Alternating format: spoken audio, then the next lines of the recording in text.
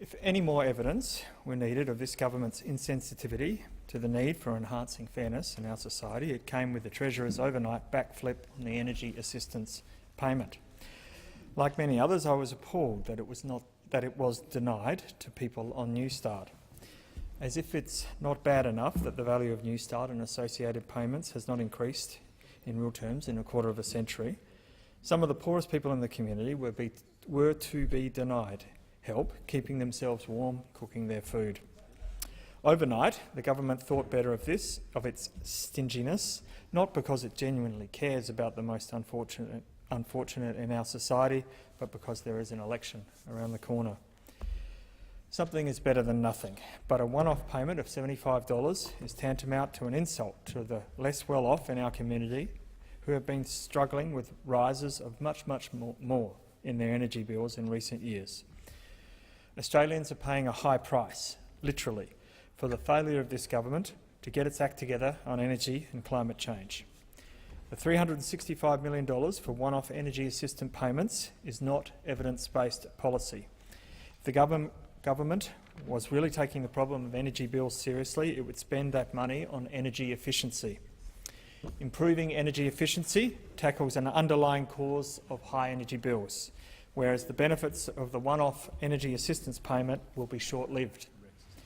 My bill, the Improving the Energy Efficiency of Rental Properties Bill 2018, would only cost $21 to $29 million in total, contrast to the $365 million.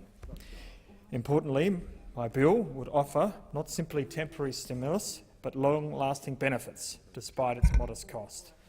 It not only cuts power bills for some of the most needy, but cuts consumption as well. Win-win. The bill was designed to help those worst off in our society, those who have been left behind by successive energy policies. It was narrowly targeted at renters who could benefit most from energy-efficient measures but have been forgotten. The energy debate in Australia is stubbornly focused on the supply side, on prices. But the demand side, energy efficiency, lacks sufficient scrutiny, even despite overwhelming evidence of its benefits to reduce energy bills. Energy efficiency offers the single greatest, simplest mechanism to cut energy bills, not just for one quarter but over decades. According to a report released earlier this year by Green Energy Markets, energy efficiency investment could slash $7.7 billion per year from energy bills and create the equivalent of 120,000 full-time jobs. Taking the problem of energy bills seriously requires careful policy development, not a desperate last-minute cash splash.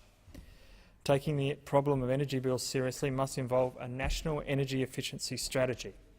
The scale of the problem is too large and important for energy efficiency to be an afterthought.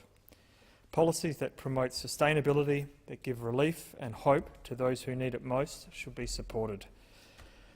While I support this bill, I do so reservedly, noting that there are better policy options available that would do far more in much better ways. Evidence-based policies that would have lasting impact on reducing energy bills have been put aside in favour of simplistic, insulting policies like this bill. How fair is that? Hardly fair.